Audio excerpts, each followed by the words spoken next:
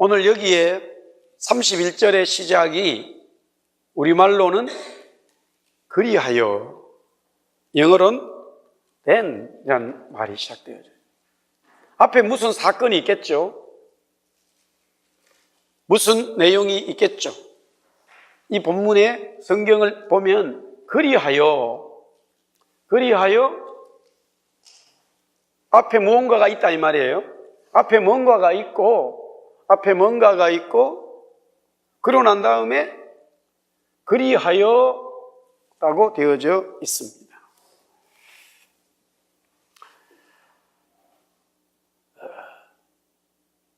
근데 유다와 갈릴리와 사마리아 교회가 평안하다. 사마리아 교회, 유다와 갈릴리와 사마리아 지역에 교회의 수가 얼마인지는 모르지만, 교회들이 몇 개 있는지 모르죠. 그러나 하나의 교회로 보고 있다는 하는 사실이에요. 그냥 그리하여 교회가 라고. 우리가 이제 다음 주에 또 우리가 임직을 하고 하니까 늘 교회에 대해서 제가 말씀을 드렸습니다만, 따라합시다. 먼저 교회는 하나다. 교회는 중요한 주제는 교회는 하나라는 거예요.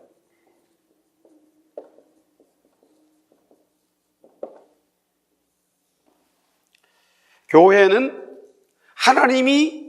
하나님께서 보는 관점의 교회는, 당장 우리가 여기 메트로 타운에 우리 한인교회도 있고 외국교회도 있지만, 민족의 교회들이, 그러나 하나님이 보았을 때는 교회를 꼭 하나로 보기를 원하는 거예요. 그냥 교회는 하나로 주님이 보고 있다고 하는 사실. 유다나 사마리아나 또 갈릴리나 그 주위에 교회들이 많겠지요. 그러나 그리해서 그냥 그 지역의 교회들이 그렇게 되어졌다. 교회를 주님은 자꾸 하나로 보기를 원하시는 거예요. 그러니까 교회 간에 주님의 몸이라고 하는 것을, 우리 교회는 성도인데 성도도 마찬가지고 교회도 경쟁하고 싸우는 것이 아니라 하나라고 하는 사실을 인식을 해야 된다. 이것을 우리가 인식하지 못하면 교회에서 임직을 받고 사역을 할 때에 자꾸만 근본적인 이 인식이 되지 않으면 분쟁이 생기고 자기 중심의 이야기가 자꾸 나와버린단 말이에요. 그냥 교회는 주님을 중심으로 되어지는 하나의 몸으로 되어 있다. 주님이 교회의 머리고 교회의 성도는 그냥 하나의 모든 조직으로 되어진 몸에 하나에 붙어 있는 거예요. 따로 있고 내가 굳이 꼭 인정받아야 되는 것처럼 되지 않는다는 이야기. 그러나 우리가 하나님의 교회를 섬길 때에 보면 내가 인정받아야 된다고 하는 이 개념이 너무나 강하기 때문에, 우리 몸에 여러 조직들이 많잖아요. 당장 위도 있고 십이장도 있고 간도 있고 흑파도 있고 많잖아요. 이런데 이 기간이 내가 꼭 인정받아야 되라고 위가 나오기 시작하면은 사람이 죽는 거예요. 그러니까 그냥 교회는 하나다라는 거예요. 그런데 오늘 여기 보니까 이제 계속 다음 주까지 하겠습니다만은, 하나님의 교회가 어떻게 변화되어 가고 역사되어져 가느냐. 첫 번째는 평안하다 그랬어요. 저기 보면은 여기 피스라는 말이 있어요. 평안해. 교회가 하나님의 교회, 하나님의 진정한 하나님이 원하는 교회, 사람이 만들어가는 교회가 아니라 하나님이 원하는 교회는 평안한 거예요. 만약에 우리가 몸을 보세요. 우리 몸의 한 조직이 병이 들면요, 우리 몸이 평안치를 않아요. 전체가 평안하지 않아요. 우리 몸에 어떤 기관이라도 병이 들면, 문제가 생기면 우리 몸 자체가 평안하질 않아요. 그러니까 하나님께서도 우리의 교회를 볼 때에 정말로 하나님이 원하시는, 그러면 그리하란 말이 앞에 이제 전자의 내용이 있겠지만 그걸 다시 봅니다만은 어쨌건 그리해졌을 때에 그리되어진 교회는, 하나님의 교회는 어떻냐? 평안해져 간다는 거예요. 할렐루야. 평안한 역사가 있어.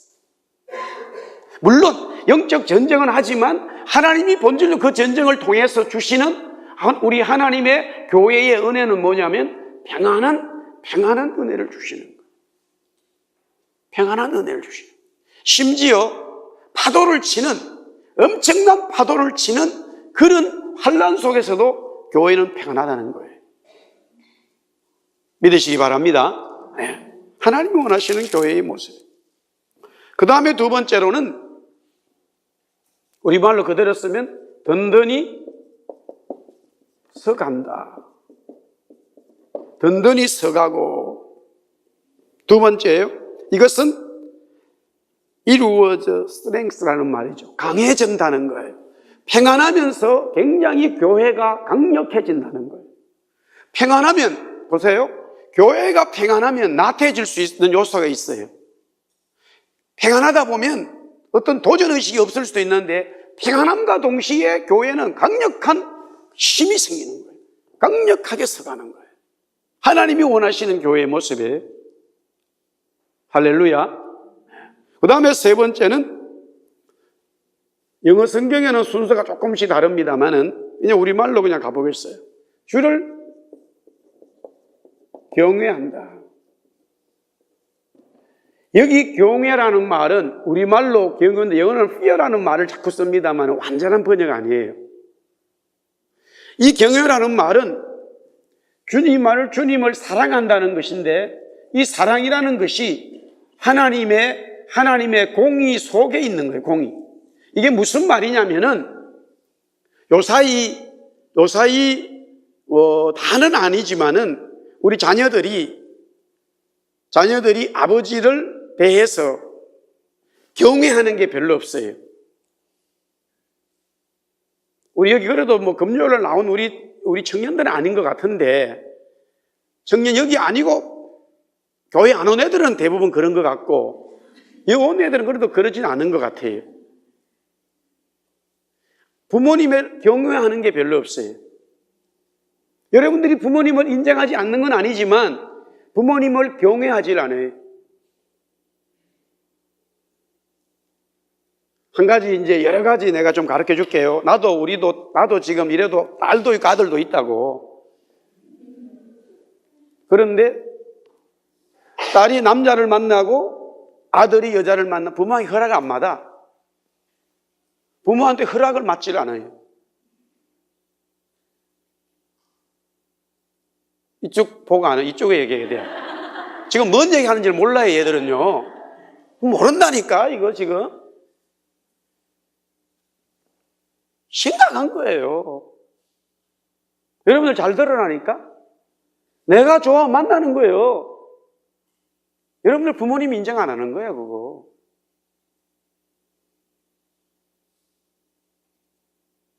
심각해졌어요. 그것도 한 가지 이거젠플이에요. 여러분들 여기 지금 캐나다에서 배우는 교육이 절대 여러분들 바른 교육이라고 생각하면 안 돼요. 여러분들 이 나라의 교육은 인본주의에 바탕한 교육이에요. 성경 중심 교육 아니에요. 이 세상의 모든 교육은 성경을 중심으로 한 교육 아닙니다. 한국도 그렇고 미국도 그렇고 다 인본주의의 바탕이에요. 인본주의의 바탕이고 결국에는 경쟁에서 이기는 사람들을 위한 교육이에요. 뭐 한국보다는 캐나다가 그래도 조금 나아라고 말하지만 가만히 들어가보면 그것도 똑같더라고. 결국 공부 못하면 인정 못 받아요. 여기도요. 성적이 안 좋은데 UBC 누가 합격시켜 주냐요? 안 주지요.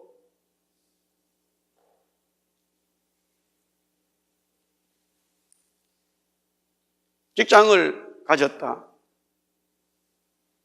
월급을 받았다. 얼마 받은지 모르겠더라고요. 경외 안 하는 거예요, 그거. 제가 너무 좀 구세대로 얘기합니까? 여기에 교회라는 것은요, 구약에서는 이 단어가 많이 나왔어요. 왜 그러냐면 신약에는 이 단어 많이 안 써요. 신약에는 전부 다 사랑이로 바꿨는데 여기 지금 이 교회가, 신약 교회가 번성, 여기에는 경외라는 말이 나와버렸어요. 전반적으로는 사랑이라는 단어로 바꿔버렸는데 구약인 경외라는 말이 많이 나와요. 하나님께서 아브라함에게 네 아들을 바쳐라 했을 때 순종하지요. 창세기 22장 내용인데 그 12절 이렇게 말해요. 아브라함아, 너가 이제, 우리 한번 따라합시다. 아브라함아, 따라하세요. 아브라함아, 너가 이제 나를 경외하는 줄 알겠다. 그렇게 말해요. 경외하라는 말을 하나님이 직접 쓰셔요. 그 말은 뭐냐면 하나님이 나를 사랑하시고 하나님이 나에게 은혜 주시는 건 인정하면서 절대적인 그분의 말씀대로 순종하는, 절대 내 중심이 아니라 모든 것이 하나님 중심에서 철저히 그분에 대해서 말씀에 순종하고 따라가는 이 철저함이 있으면서 그분의 사랑을 받는 거예요.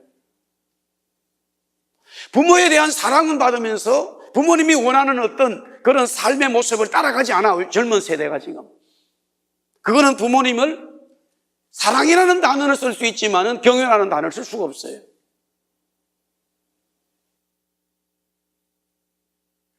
거기다가 여기서 뭐 태어나고 자라버리면 언어까지 말이 안 돼버리면 더 커뮤니케이션이 단절되는 거예요. 지금 제가 이제 15년 교회를 개척하면서요, EM 미니스트를 하지 않는 이유가 뭐냐면 우리 자녀들을 위해서 EM을 할 필요가 없다니까요. 만약에 그렇게 했다면은 아예 지금 우리 애들도 한국말 아예 못해요. 저는 뭐 이렇게 지금 외국말을 쓰기 때문에 전혀 문제가 없어요. 우리 아이들하고 통화하는 거. 같이 외국말을 써도 아무 문제가 없어요. 또 캐나다 말을 써도 관계없지만 만약에 그렇게 교육을 해버렸다면 우리 애들은 전혀 한국말 못해요. 제가 지금 교회 개척하기 전에 미국 여기 있는 교회, 지금 저쪽 교회도 보고 있습니다만은 EM을 둔 교회는 하나같이 전부 다 부모 세대와는 점점 더 멀어가. 말이 안 되는데. 부모가 무슨 영어를 유창하게 하면 관계없겠지만은 그렇게 부모가 영어를 유창하게 해버리면 더 이상 이제는 한국에 대한 개념이 없어져 버려요. 한국에 대한 개념이 없어져 버려요. 우리 아들이 여기 지금 스카시아 뱅크에 근무하는데 거기에 총 매니저가 그러대요. 너가 한국말을 잘해가지고 굉장히 좋다는 거예요. 영어는 당연히 하죠. 제가 어릴 때부터 그랬어요. 외국에 가서 우리가 아빠는 여기 와서 돈 주고 영어를 배우고 있다. 너는 돈 주고 한국말 배울 필요 없다. 두 가지 이미 하는 거예요. 영어 하죠, 한국말 하죠. 그러다가 불어도 배우고 스파니쉬도 배우고 중국말도 배워라. 돈 주지 않고도 어머니, 부모님의 말을 배울 수가 있는데 우리는 돈 주고 외국말 하나 더 배우려고 온 정신을 쏟았어요.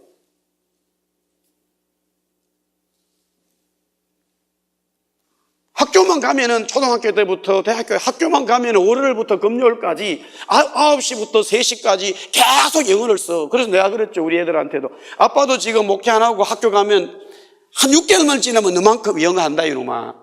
무시하지 마라 이놈아. 난 학교를 안 다녀서 그래. 매일 9시부터 3시까지 월요일부터 월화수목금 월화수 계속 학교 다녀보세요. 제가 요새는 머리를 좀 깎아서 그래서 나도 머리 나쁜 놈은 아니었다고. 그러니까 점점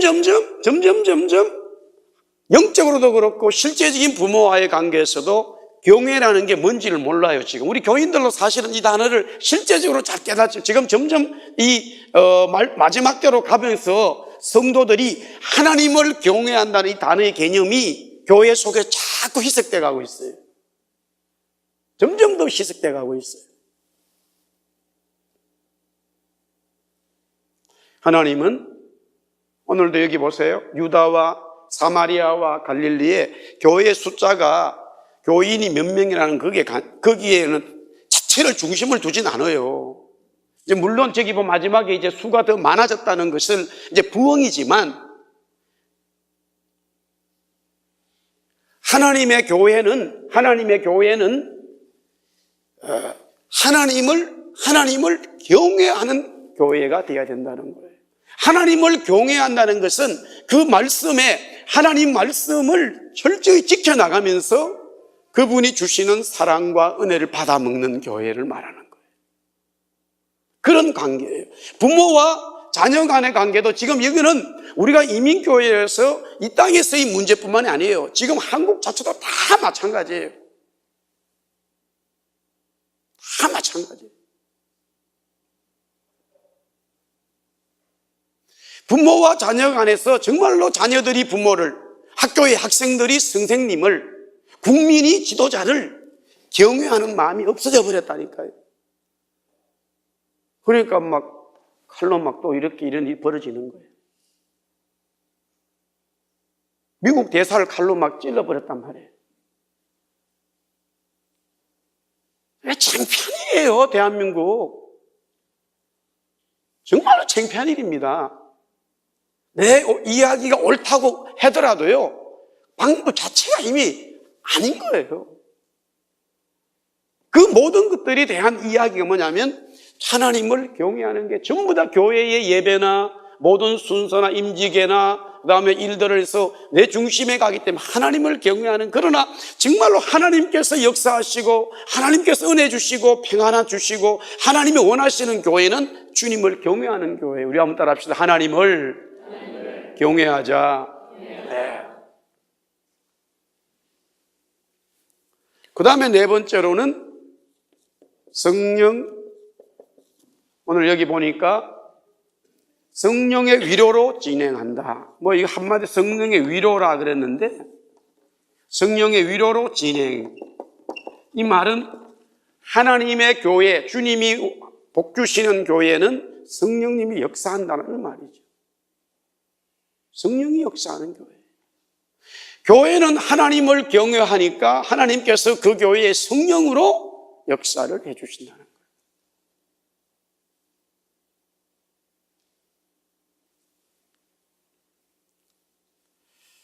우리 교회는 하나님의 성령이 역사되어지는 교회가 되어야 될 줄 믿습니다.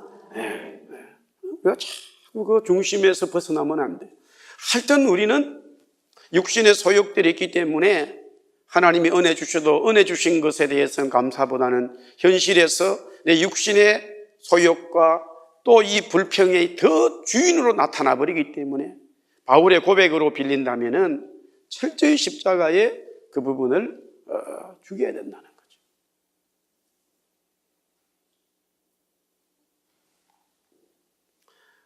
그래서 우리 자녀들도 하나님의 성령이 여러분들을 위로하고 여러분들을 이끌어준다 그러면 걱정할 게 없어요. 걱정할 일이 없어요. 지금 일들이 잘 되고 있는 것도 성령님이 역사하시는 것이고, 혹시 그렇지 못한 일이 있다 하더라도 절망하지 마시고 성령께서 힘을 주시고 반드시 역사하신다, 도와주신다 믿고 나가면 그렇게 된단 말이에요. 할렐루야. 네, 마찬가지예요. 모든 게 마찬가지예요. 성령의, 그것이 하나님이 원하시는 교회의 복이라는 거예요. 그 다음에 여기에 이제 마지막으로 점점 성장과 부흥이 일어납니다. 여기 이제 우리 뭐 진행하여 수가 더 많아졌다. 근데 이제 이 내용적인 것도 우리가 잘 봐야 되는 게, 지금 이 사도행전에 시작되어진 우리 1장에서부터 시작되어져가지고 2장에 성령을 받잖아요. 엄청나게 예루살렘의 변화가 일어나죠. 그런데 성령 받으면 자꾸 하나님의 교회가 성령 받으면 성장되는데, 그렇게 되어졌을 때 자꾸 복음을 전하라는 거예요. 사람을 보내라는 거예요. 그런데 예루살렘 교회는 그것을 순간적으로 잊어버렸어요. 그러니까 이제 하나님께서는 인위적으로 환란을 만들어가지고 이렇게 지금 흩어지게 되는 거죠.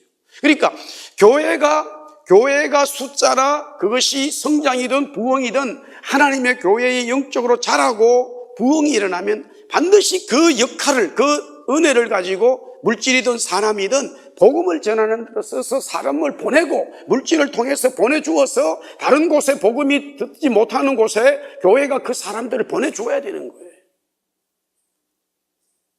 그러니까 그런데 계속 교회 한 교회 속에 막 그거를 내 교회가 어마어마하게 막 만들어 가지고 그것이 무슨 힘이 돼 버리니까 교인들도 이상하게 하여튼 그렇게 뭐 되어진 교회가 다니면은 자부심을 가지는 건 좋지만은 주일날만 그냥 갑박 왔다가 한만 가지면서 엄청나게 뭐 신앙이 있는 것처럼 그런 교회 다니면 이런 착각을 좀 빠지는 좀 희한한 지금 마지막 때에 이런 생각들이 있단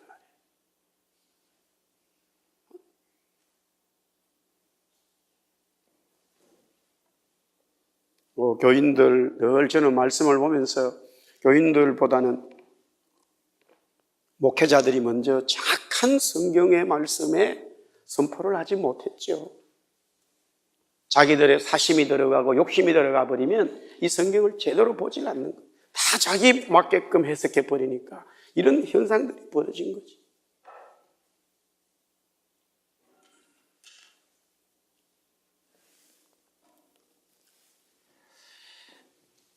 자, 교회는 하나인데 이 교회가 이렇게 되어진 그 그리하여라는 말이 접속사로서 굉장히 중요하다는 거예요. 대체 어떻게 되어졌기에 이렇게 교회가 되어지냐는 거예요. 하나님이 원하시는 교회는 반드시 이렇게 돼가게 돼 있어요. 하나님의 교회는 우리가 개인으로 봐도 우리 성도가 교회이기 때문에 성전이기 때문에 그리스도를 믿으면 자, 은혜가 오면 우리 마음속에 먼저 평안함이 와요. 할렐루야. 우리 개인적으로 적용할 수 있어요. 평안함이 와요. 그러면서 그 평안함은 두 번째 뭐예요? 강력한 힘이 오는 거예요. 평안하면서도 이제 무엇이든지 할 수 있는 그 힘이 막 성령의 힘이 생기는 거예요. 근데 힘이 생겼다고 해가지고 진행해 나갈 때 내 마음대로 하지 않는 거예요. 하나님의 말씀대로 다 그분을 보고 있는 거예요. 하나님 말씀을 원칙에 다 보고 하는 거예요. 그게 하나님을 경외하는 거예요. 그렇게 되니까 하나님 말씀의 원칙을 보고 딱 진행하니까 성령께서 막 도와주셔. 그러니까 이거는 성장과 부흥은 뭐예요? 내 영이 자라고, 기업으로 말하면 기업의 물질이 하나님 주시고, 교회로 말하면 자꾸 부흥이 된다 이 말이에요. 이 원리가 그대로 적용이 됩니다. 우리 개인도 마찬가지예요. 여기 보세요. 이렇게 되어진 것 속에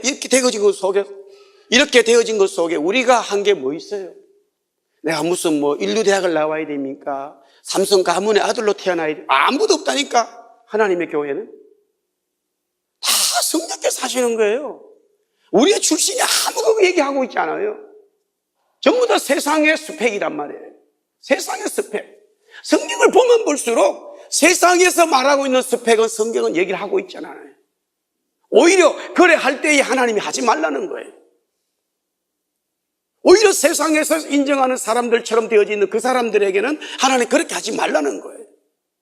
사무엘이 엄청난 기도 많이 하는 하나님의 사람이잖아요. 본인이 이새의 집에 가야 되겠다고 생각 안 했어요. 왜냐하면 이새 집 자체가 이새라고 하는 그 사람이 예루살렘 중심에 있는 굉장한 가문의 집이 아니에요.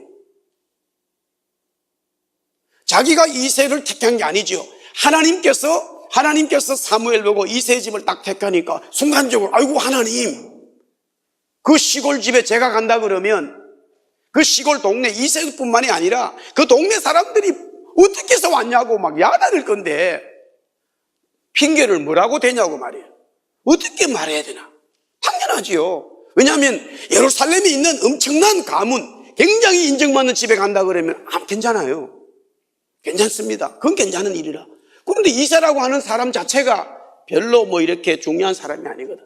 그러니까 하나님이 이렇게 하라는 거예요. 좀 핑계를 댈 만한 이걸 줘. 그 다음에 그 이새 집에 왔지요. 그럼 이새 스스로가 그런 연락을 받고 이제 준비를 딱 하는데 아들들이 있을 때 다윗은 제외를 시켰단 말이에요. 그러니까 이세의 큰아들을 딱 보니까 그래도 뭐 아버지가 준비를 시키고 요 사이로 말하면 목욕하게 하고 양복 이렇게 하고 탁 머리 해가지고 멋지게 하니까 딱 보니까 사무엘이 너무나 좋거든요. 이세 집에 가라고 했기 때문에 이세 집에 당연히 장남이겠구나 생각했단 말이에요. 그래가지고 이 기름을 갖다가 이제 이렇게 부으려고 했더니 하나님께서 아니라고 한단 말이에요. 근데 사무엘은 너무나마 이세의 아들, 큰아들 장남이 엘리압이 너무 보기 좋은 거라. 하나님은 아니라는 거예요. 그렇게 둘째, 셋째 다 넘어가 버렸다니까요. 그렇게 기도하는 엄청난 하나님의 사람도요, 실수할 수밖에 없는 게 뭐냐. 우리는 눈에 보이는 대로 살아갈 수밖에 없어요. 이걸 어떻게 얼마만큼 접고 내가 보이는 눈, 내가 보는 눈에 대해서 이것을 접어버리고 하나님이 보는 영적인 눈으로 얼마만큼 보는 만큼 우리의 영적인 은혜는 커지게 돼 있어요. 할렐루야. 성경을 보세요. 이것도 창세기부터 계시까지 다 보면은 전부 다 하나님이 하시는 거라. 우리 세상에 무슨 스펙을 가지고 일한 게 없어요. 오히려 그런 세상의 스펙을 가지고 있는 사람은 고백하는 게 뭐냐. 바울은 내가 세상에서 엄청나게 공부했는데 그거 다 쓸데없는구나, 배설물이구나 라고 고백했어요. 하나님은 어떤 면에서는요, 그런 사람들일수록 그런 소리를 듣기를 원하세요. 그거 고집하고 있는 사람 하나님 역사 안 하셔요. 물질이 많거나 능력이 있거나 뭐 지식이 이러면 빨리 모든 것을 하나님이 주시는 은혜 속에 들어오는 것이 하나님이 역사하시는 거예요. 우리가 또 이번에 세 번째로 임직을 하면서 하나님, 우리 교회가 평안하고 든든히 서가고 주님을 경외하고 성령의 역사가 있고 그래서 성장과 부흥이 일어나도록 그렇게 함께 기도할 수 있기를 바랍니다.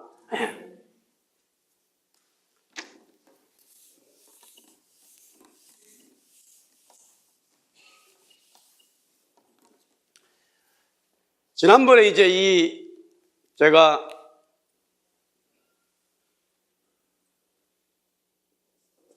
기도, 성령, 그리고 정의라고 하는 이 세 가지를 한꺼번에 쭉 말씀을 전했습니다. 우리 주일날 몇 번을 통해 한 10번 정도 제가 말씀을 전한 것 같은데, 이 기도, 성령, 그리고 정의는 요 전에 반드시 구원의 이야기 있어야 된다라고 한번 얘기한 적이, 오늘 한번 이 순서가 바로 그리하여라고 하는 답을 주었다고 하는 사실이에요. 자, 우리 사도행전 9장을 먼저, 계속 우리 오늘 9장입니다만은 4절 말씀, 우리 9장 4절입니다. 다 같이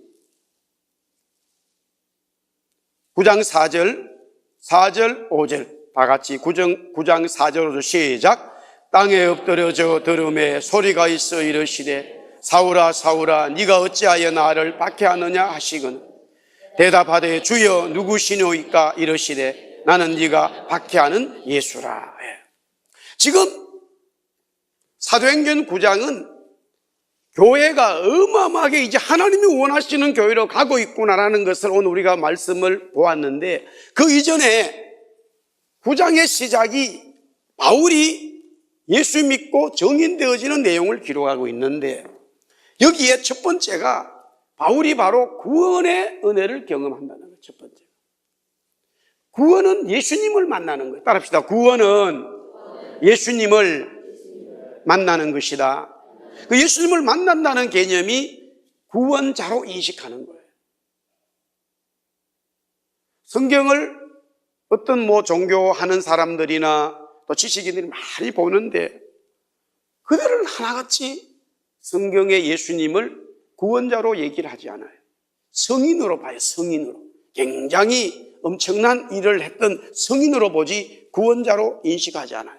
구원자로 인식하지 않기 때문에 성경의 눈에 보이는 성경의 단어 속에서 그 다음 숨어있는 성령을 발견하지를 못하는 거예요. 구원자로 인식되어져야 성경이 휙 뒤집어지는데, 이 성경이 뒤집어지질 않아요. 보기는 보는데 이 성경이 확 뒤집어져야 되는데, 예수님을 구원자로 보는 게 아니라 하나의 성인으로 보기 때문에 보기는 많이 보고 막 암기도 엄청나게 하는데 휙 뒤집어지는 일이 없어요. 그러나 성경을 읽으면서 예수님을 발견하고 그 예수님이 구원자라고 하는, 그것도 나의 구원자, My Savior라고 하는 내 구원자로 성경이, 예수님이 딱 인식되면 이 성경이 막 휙 뒤집어져 버려요. 이게 막 글자가 막 고기처럼 움직여. 이게. 할렐루야. 소설보다 이게 더 재미있다고. 놀라운 일이 벌어지는 거예요. 저는 중학교 2학년, 이제 먹지도 않습니다만, 중학교 2학년 겨울방학 때, 시골에 춥잖아요, 겨울에. 모파 하나 뒤집어 쓰고 혼자 불 켜놓고 이 성경을 잠도 안 자고 밥도 안 먹고 3일 만에 성경이 읽혀지더라고요.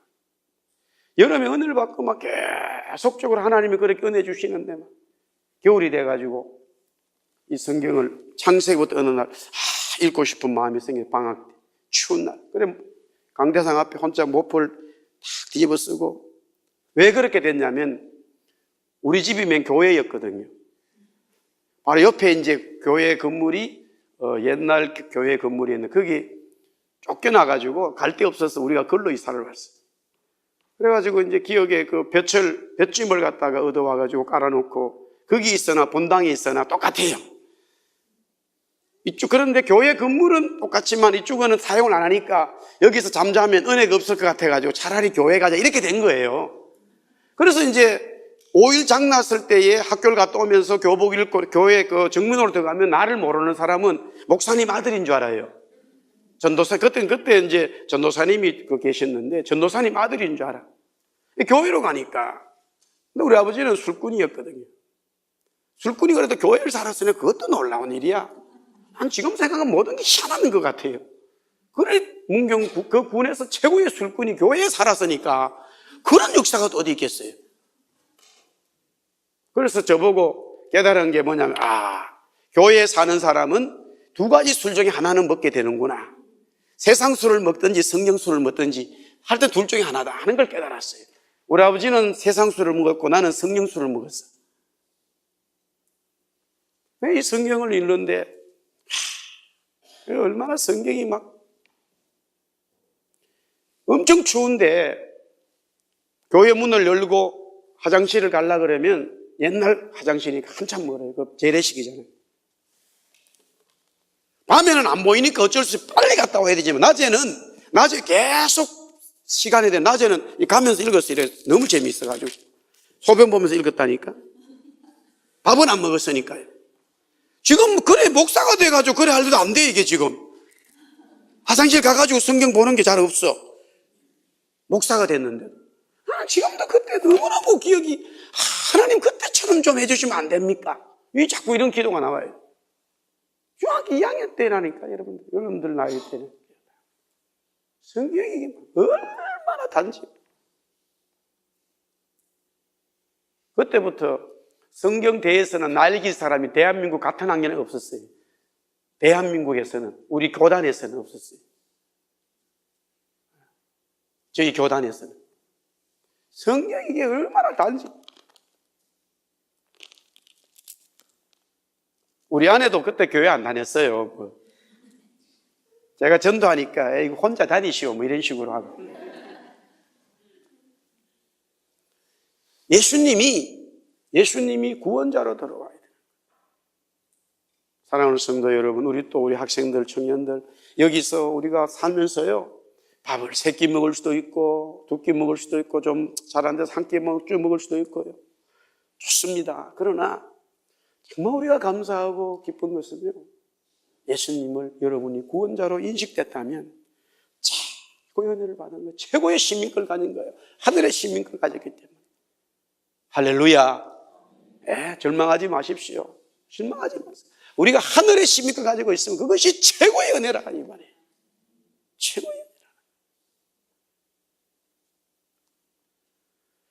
돈이 없으면 가만히 생각해 보세요. 이제 수입이 없다 그러면 차를 일단 없으면 되고, 또 돈이 없다 그러면 인터넷 다 끊으면 되고, 돈이 없으면 또 전화기 없으면 되고, 또 돈이 없으면은 외식 아예 안 하면 되고, 돈이 없으면은 3끼에서 2끼 줄이면 되고, 2끼에서 1개 줄이는데 돈이 없으면은 방 2개에서 3개 줄이고 3개에서 2개 줄이고 2개에서 스튜디오를 가면 되고 계속 줄이면 돼요.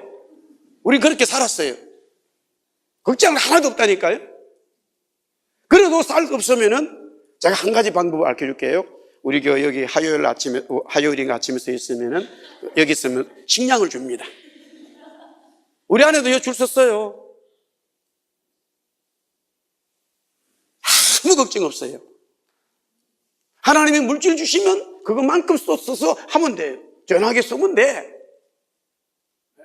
하나님이 물질 주시면 차 없으면 좋은 차 타세요. 난 우리 새벽에 기도합니다. 우리 교인들 좀 주차장에 좀 세계 최고의 무슨 3억짜리 이런 거 30만 불짜리 목사님 내가 스포츠카 하나 이런 성도도 나와야 되는데 그럼 나 좀 옆에도 타기도 타고 아직 하나님 그런 은혜를 안 주시는 것 같아요.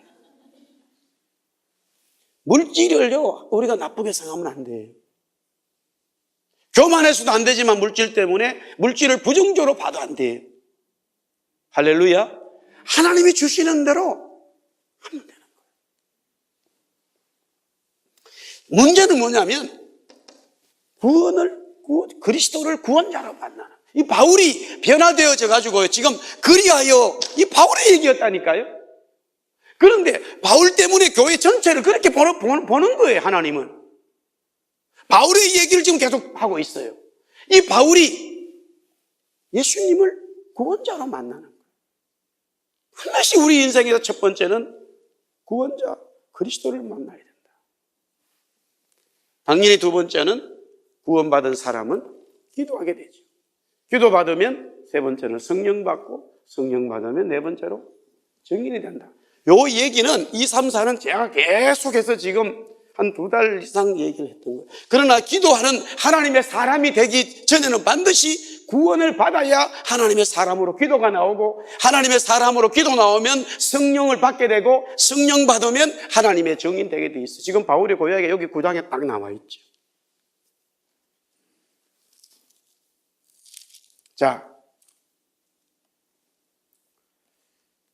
11절 말씀요. 11절 말씀 9장 11절 다 같이 시작. 주께서 이르시되 일어나 직가로 하는 거리로 가서 유다의 집에서 다소 사람 사울이라는 사람을 찾아라. 그가 기도하는 중이다. 예수님 만나니까 기도하는 사람이 되죠. 그러면 사울이 지금까지 기도 안 했느냐? 이 사람은 바리새인 중에 바리새인이기 때문에 기도 많이 했어요. 금식 많이 했어요. 문제는 뭐냐면 이 하나님 주님을 못 만난 거예요. 주님 못 만난 기도, 주님 못 만난 것은 이 기도는 아무 주님과 역사하지 않아요. 아멘? 주님 만나면 그때부터 우리가 어떤 기도를 하든지요 하나님이 역사하게 돼 있어야 기도가 유창하여 해야 된다는 거 아니에요. 누구 앞에 해서 대표기도 하는 기도 아니에요. 기도를 뭡니까? 하나님하고 나하고 얘기하는 거예요. 구원받은 사람은 반드시 어떤 기도를 하든지 하나님은 그 기도를 들으시게 돼 있어요. 하나님이 들으세요. 굉장히 그 기도를 들으시기를 원하세요.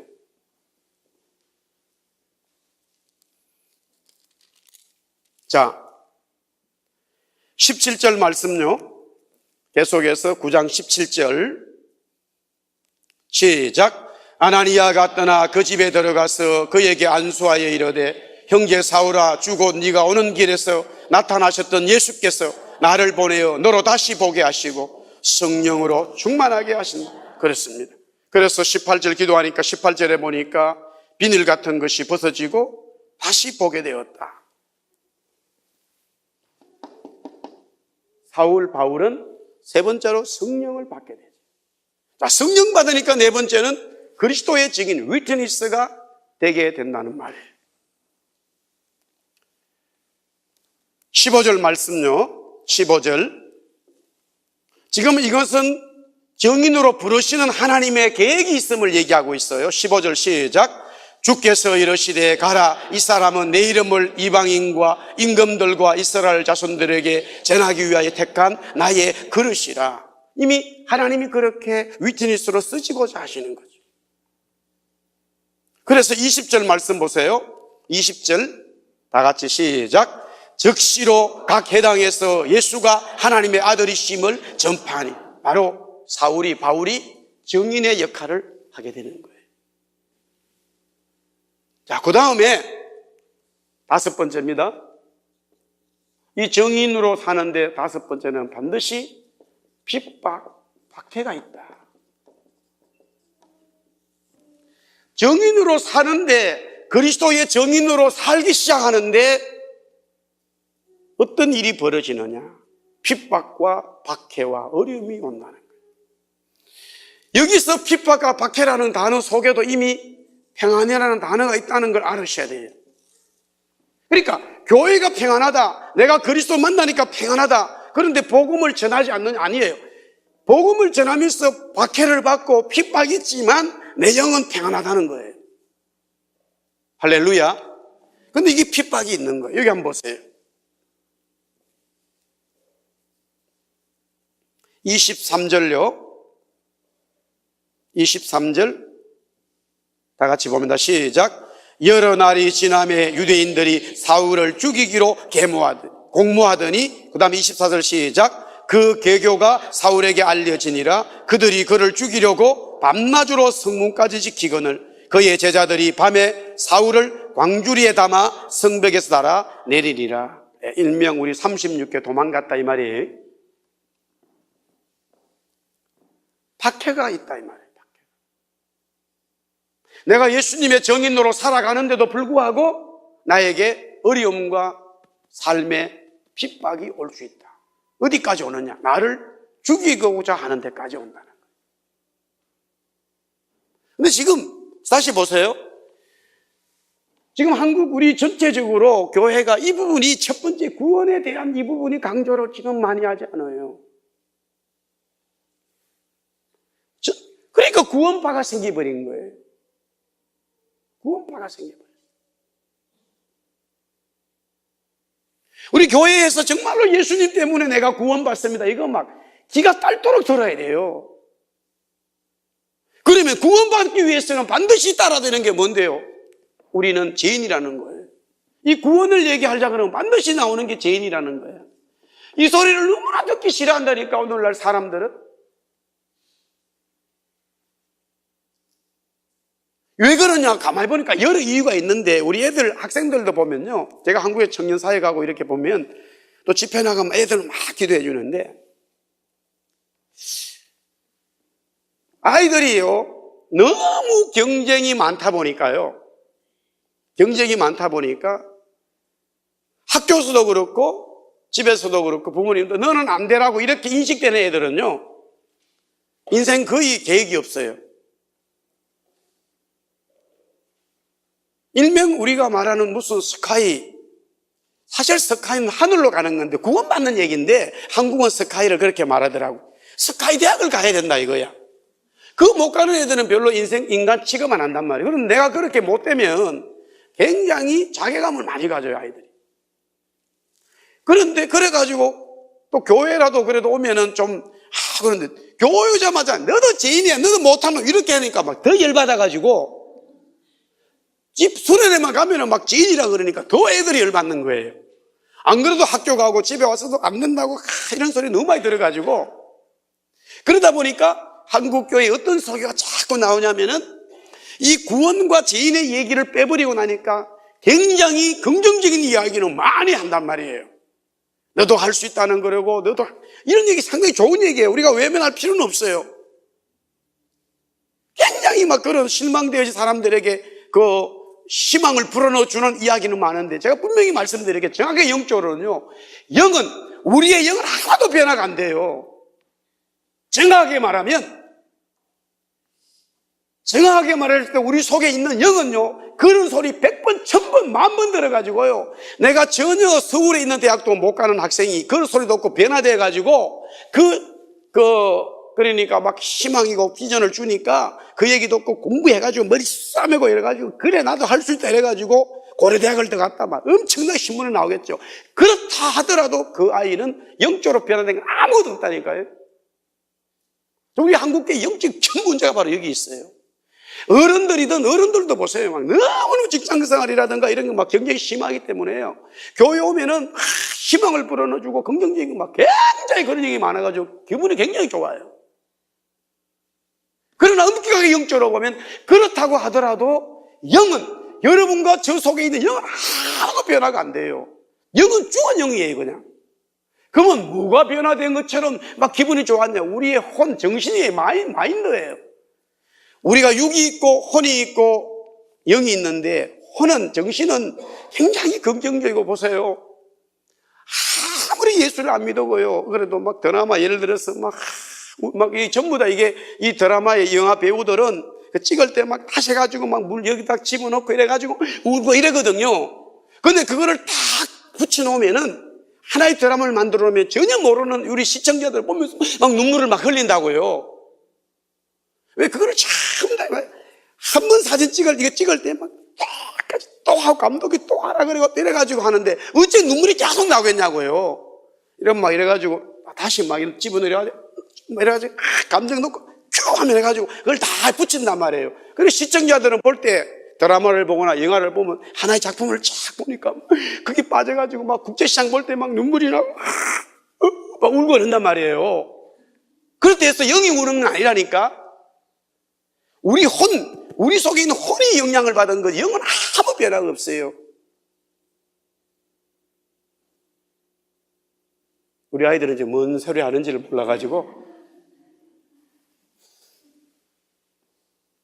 사실 우리 어른들도 제가 너무나 많은 말씀드리지 어느 교회 가서 얘기하면요 지금 전부 다 교인 목사님 무슨 소리 하는지 모르면 되게 많아요. 이런 영적인 소리 들어보질 않았기 때문에.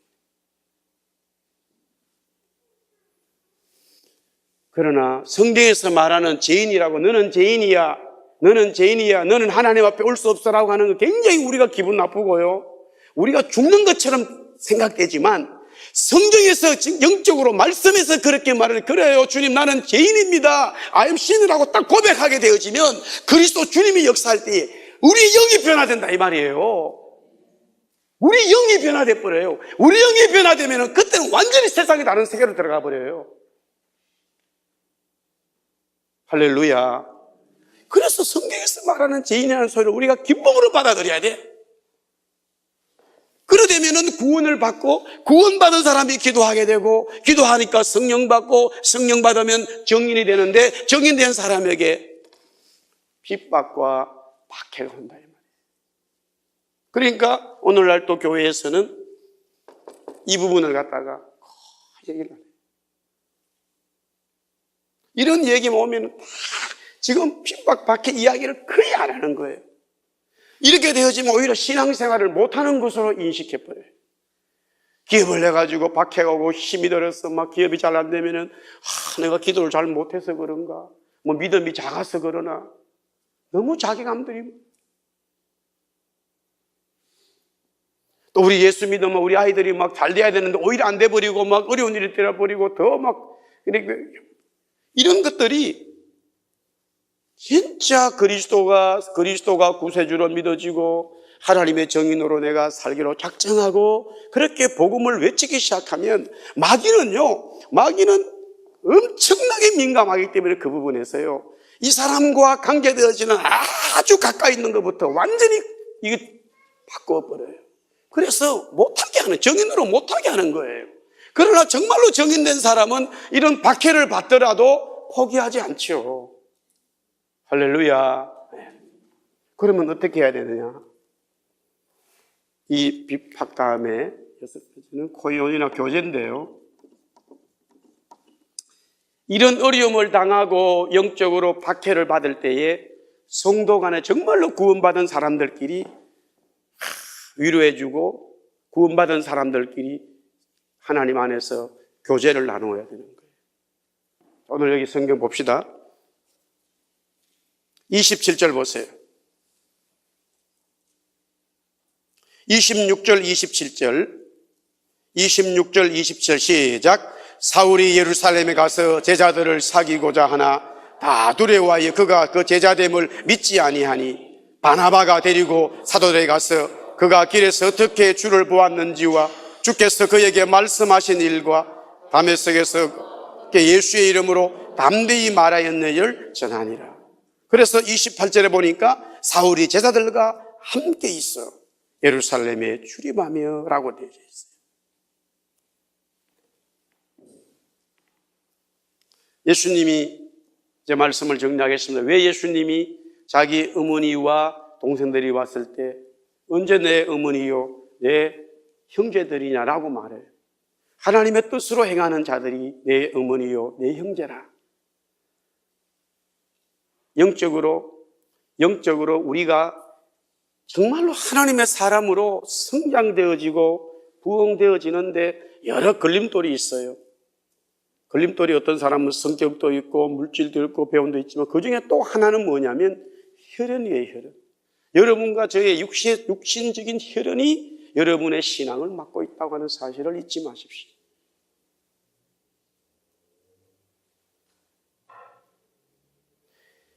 여러분의 혈연, 부모님, 자녀, 부부간에 반드시 이게요, 신앙이 잘못되면 한 사람이 반드시 잡아줘야 되는데 그런 경우가 되어지는 경우 잘 없어요. 똑같이 해버려요. 잡아준다 그러면 정말로 그건 은혜예요. 잡아준다 그러면 정말로 그건 은혜예요. 왜냐하면은 우리는 혈연적인 것에서 끊을 수가 없는 인간의 약점이 있어요. 인간의 약점이 있어요. 그러나 분명히 성경은 말하기를 이제 우리는 그리스도를 통해서 하나님 안에 가족된다는 것을 잊지 말아야 돼요. 그게 교회고 그게 직분을 받는 것이고 거기에 하나님의 직분의 봉사의 내용이 들어간다는 말이에요.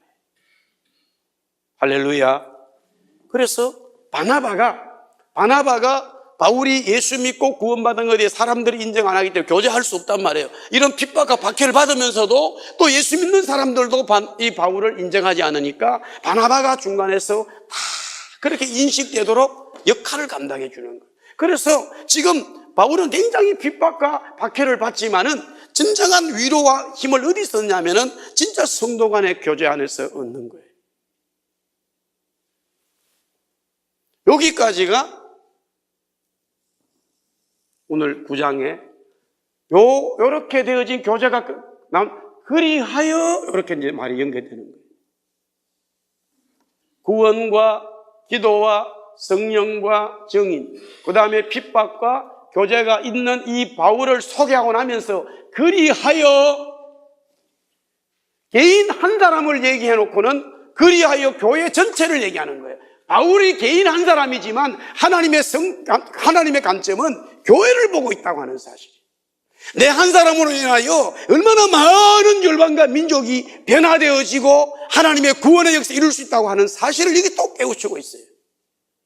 내 혼자가 예수 믿는 걸 끝나는 게 아니라 하나님은 내가 무엇을 잘하든 못하든 관계없이 나로 말미암아 내가 하나님 앞에 구원받고 내가 하나님과 기도하게 되고 성령받아 정인되어지면 또 어려움이 있어요. 그러나 그런 성도 간의 교제를 통해서 이 한 사람을 통해서 하나님은 온 유대와 사마리아와 갈릴리아의 교회를 전체를 보호하린다는 거예요. 우리를 거기에다 사용하고 그렇게 은혜 주신다는 거예요. 이거 얼마나 놀라운 일인지 모릅니다. 참 나는 열방을 생각하지 아니하고 내 혼자 이렇게 은혜 받고 왔지만은 하나님의 관점에서는 이것을 우리가 제대로 보기만 본다면은 나 한 사람으로 말미암아 온 교회를 역사하신 것다라고 이렇게 말하고 있다고 하는 사실이에요. 그렇지요. 왜? 당장 기도도 보세요. 오늘 우리가 이 밤에 같이 기도합니다만은 여기서 기도하지만 온 열방과 민족을 놓고 기도할 수 있단 말이에요. 할렐루야. 그래서 이런 말씀들을 하는 거예요. 이게요, 우리가 다 믿어지고 몰라서 그렇지 정말로 주님 앞에 선다 그러면 어마어마한 일이에요.